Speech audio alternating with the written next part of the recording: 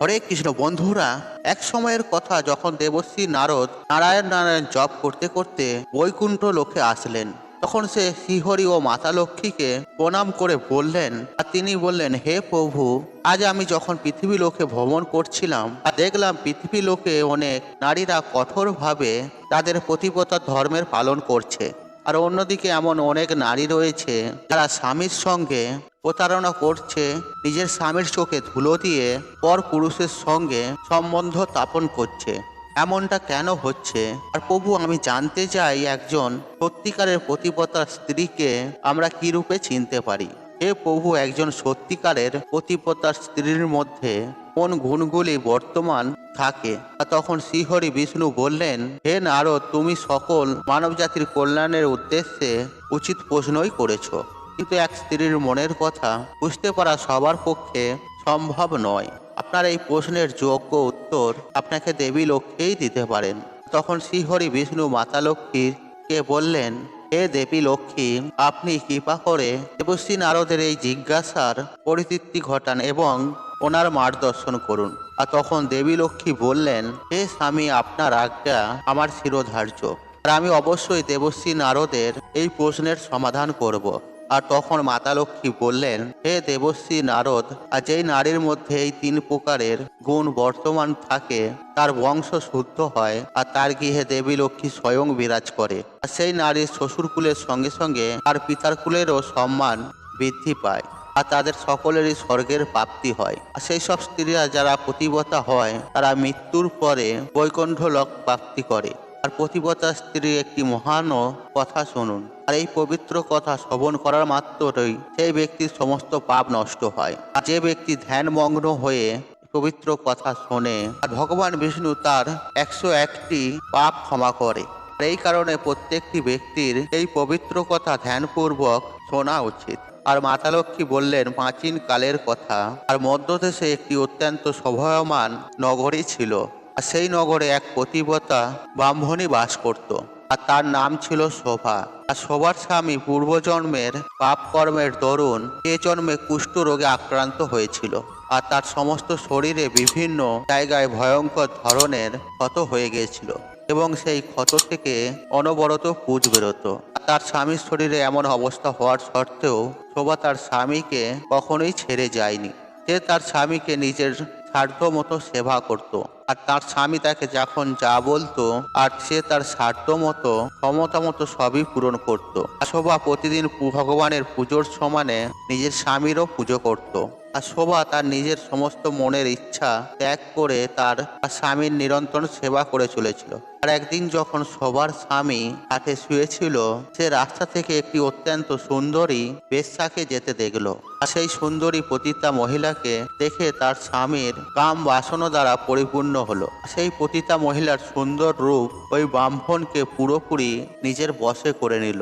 আর সেই পতিতা মহিলার সুন্দর রূপ দেখে শোভার স্বামী জোরে জোরে নিঃশ্বাস নিতে লাগলো। আর যখন সেই পতিতা মহিলা তার নজরের থেকে দূরে চলে গেল, সে খুবই কষ্ট পেতে শুরু করলো। আর নিজের স্বামীকে এভাবে জোরে জোরে নিঃশ্বাস নিতে শুনে আর সেই পতিব্রতা নারী দৌড়ে দৌড়ে তার স্বামীর কাছে এসে পৌঁছালো। শোভা তার স্বামীকে জিজ্ঞাসা করতে লাগলো, হে নাথ, আপনার কি হলো? আপনি এত জোরে জোরে নিঃশ্বাস কেন নিচ্ছিলেন? আপনাকে দেখতে এত উদাস লাগছে কেন? আপনার যা সমস্যায় থাকুক না কেন, আপনি আমাকে বলুন, আমি তার সমাধান করব। আপনার যেই কার্য থাকুক না কেন, আমি তা সম্পন্ন করব। হে পার্নাথ, একমাত্র আপনি আমার গুরু, আপনি আমার প্রিয়তম। আর স্ত্রীর এই রূপে জিজ্ঞাসা করায় আর তার স্বামী তাকে বলল, হে প্রিয়ে, আমি যা চাই তা তুমি আমাকে দিতে পারবে না। তুমি কেন, কেউই আমাকে তা দিতে পারবে না।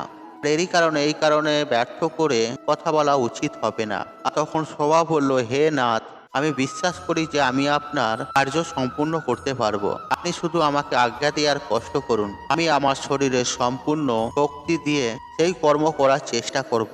আর সেই কার্যটি সম্পূর্ণ করার জন্য যে যে উপায় করতে হোক না কেন, আমি সেই সমস্ত কিছুই করব। যদিও আমি আপনার মনের ইচ্ছা পূর্ণ করতে পারি, তাহলে এই লোকে ও পরলোকেও আমার কল্যাণ হবে। আর তখন সবার স্বামী বলতে লাগলো, এ প্রিয়ে, কিছুক্ষণ আগেই এই রাস্তা দিয়ে একটি পতিতা যাচ্ছিল, আর তার শরীর অত্যন্ত সুন্দর এবং মনোমোহক ছিল। ওকে দেখে আমার হৃদয় কাম অগ্নি দ্বারা পরিপূর্ণ হয়ে গেছে। যদি তুমি কোনো এমন উপায় করতে পারো যাতে ওই সুন্দর বেশ্যাকে আমি পেতে পারি, তাহলে আমার জন্ম সফল হয়ে যাবে। হে দেবী, তুমি ওর সঙ্গে আমার মিলন করিয়ে আমার কাম আদমিকে শান্ত করো। স্বামীর মুখ থেকে এমন বচন শুনে শোভা অত্যন্ত দুঃখী হলো, আর নিজের দুঃখ লুকিয়ে, নিজের চোখের জল লুকিয়ে আর তার স্বামীকে বলতে লাগলো, হে নাথ, আপনি ধৈর্য রাখুন, আমি আপনার এই কার্য অবশ্যই সম্পূর্ণ করব। আমি সেই বিশ্বাস সঙ্গে আপনার মিলন করাবো। এমনটা বলে সেই পতিব্রতা নারী মনে মনেই কিছু বিচার করলো। এরপর সে রাত্রের অন্তিম প্রহরে ঘুম থেকে উঠে হাতে গোবর ও ঝাড়ু নিয়ে ঘর থেকে বেরিয়ে গেল। আর মাতা লক্ষ্মী দেবশ্রী নারদকে বললেন, হে দেবশ্রী নারদ, সে যখন যাচ্ছিল তার মনে অত্যন্ত প্রসন্নতা ছিল।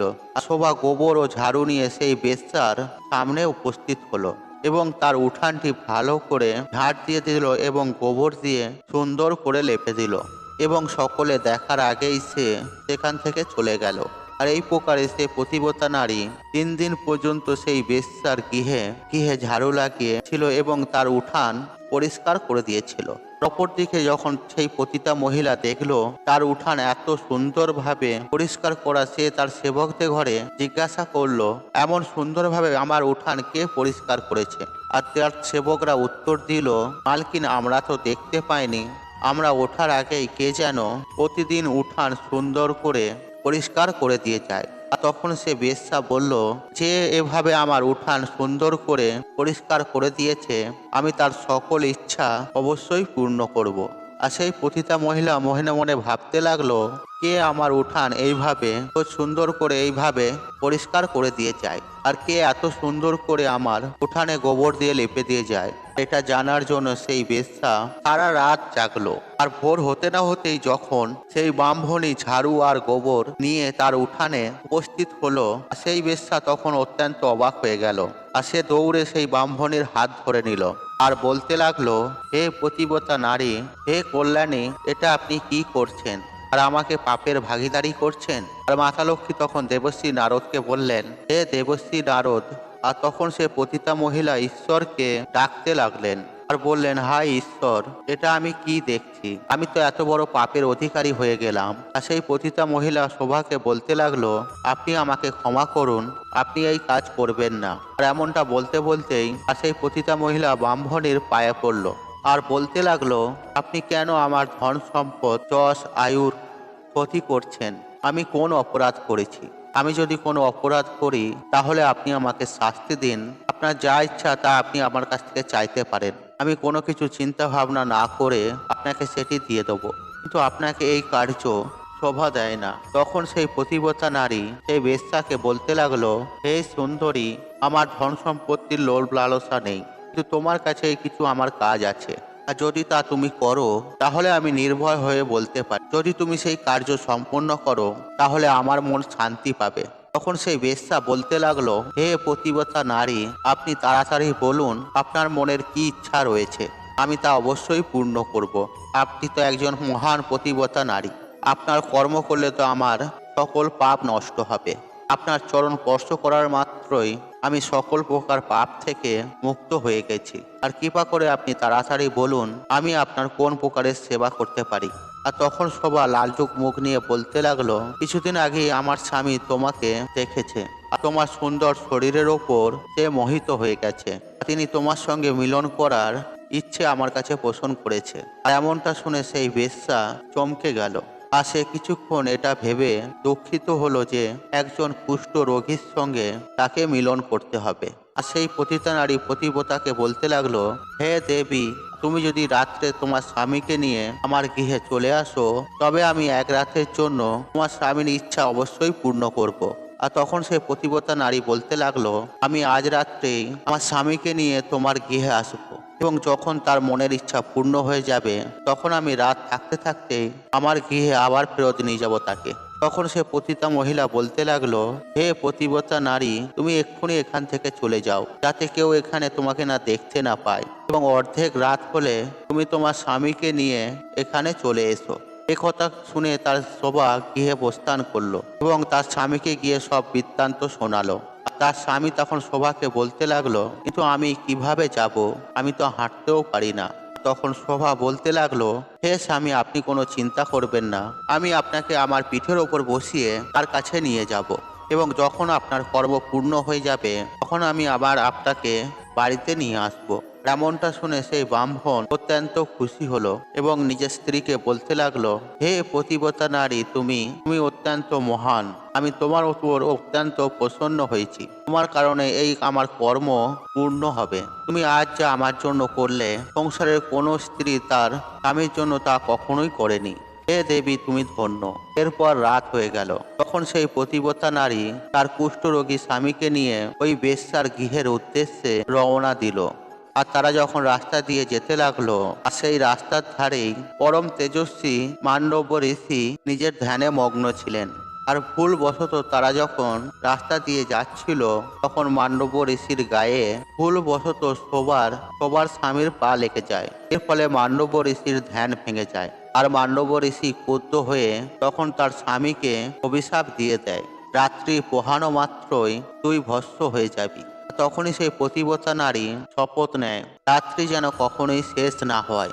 এমনটা বলে সেই পতিব্রতা নারী নিজের স্বামীকে নিয়ে তার গৃহে প্রস্থান করলো। নিজের স্বামীকে শয্যায় শুইয়ে সে তার পাশে গিয়ে বসে পড়লো। আর মাতা লক্ষ্মী দেবশ্রী নারদকে বললেন, হে দেবশ্রী নারদ, পতিব্রতা নারীর বাণীতে এত শক্তি থাকে, সে যা বলে তা সত্য হয়ে যায়। আর স্বয়ং শ্রী বিষ্ণু পতিব্রতা নারীদেরকে এই বরদান দিয়েছেন যে তারা যা বলবেন তা সত্য হয়ে যাবে।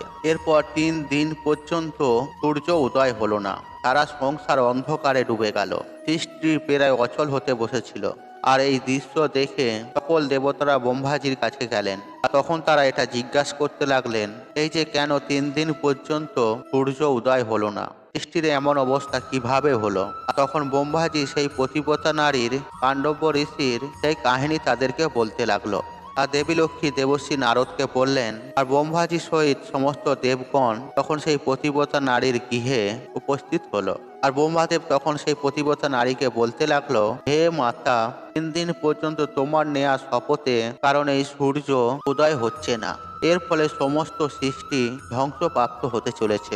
সকল প্রাণীদের জীবন দুষ্কর হতে চলেছে। কৃপা করে আপনার শপথ আপনি ফিরিয়ে নিন আর সূর্যের উদয় হতে দিন। তখন সেই পতিব্রতা নারী ভগবান ব্রহ্মাকে বলতে লাগলেন, হে ভগবান, একমাত্র আমার স্বামী আমার গুরু।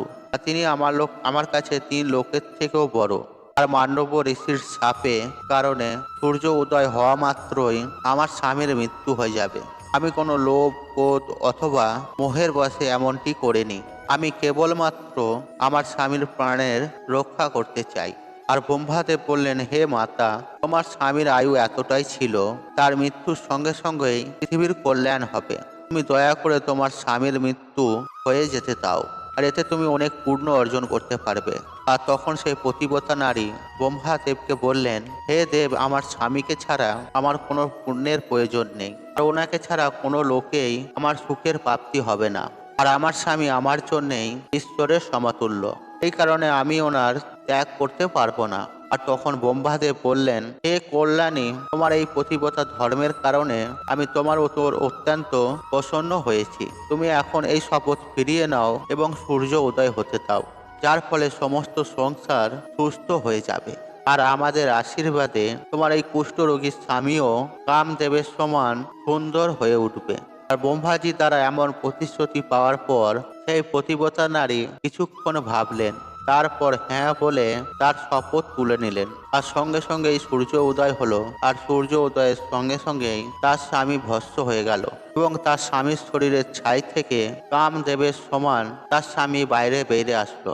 এমনটা দেখে সেই পতিব্রতা নারী অত্যন্ত প্রসন্ন হলেন। আর তার স্বামী তার নিজের স্ত্রীর এই পতিব্রতা ধর্মের কারণে নতুন জীবন পেল এবং নিজের করা ভুলের জন্য তার স্ত্রীর কাছে ক্ষমা প্রার্থনা করলো। আর মাতা লক্ষ্মী দেবশ্রী নারদকে বলতে লাগলেন, এই প্রকারে এক পতিব্রতা নারী হাতে সমস্ত সংসারকে শেষ করে দেওয়ার মতো ক্ষমতা থাকে। আর পতিব্রতা নারীর তেজের সামনে বড় বড় দেবতারাও তাদের মাথা নত করে। আর সমস্ত সৃষ্টি এক পতিব্রতা নারীকে সম্মান জানায়। বন্ধুরা, আজকের এই কথাটি কেমন লাগলো কমেন্টে লিখে অবশ্যই জানান। বন্ধুরা, ভিডিওতে ভালো লাগলে ভিডিওতে একটি লাইক করুন, একটু কমেন্ট করুন, একটি শেয়ার করুন এবং বন্ধু বান্ধব আত্মীয়জনদের সাথে শেয়ার অবশ্যই করুন। মনে রাখবেন, আপনার একটি শেয়ার অনেক মানুষকে উপকৃত করে তুলতে পারে। আর আপনি যদি আমার চ্যানেলে নতুন হয়ে থাকেন তাহলে চ্যানেলটি অবশ্যই সাবস্ক্রাইব করুন এবং পাশে থাকুন অন রাখুন, কারণ নিত্য নতুন ভিডিও সবার আগে দেখার জন্য। ঈশ্বর আপনার মঙ্গল করুক, আপনি সুস্থ থাকুন, নিরোগ থাকুন, আপনার দিন মঙ্গলময় হোক। হরে কৃষ্ণ কৃষ্ণ কৃষ্ণ হরে হরে।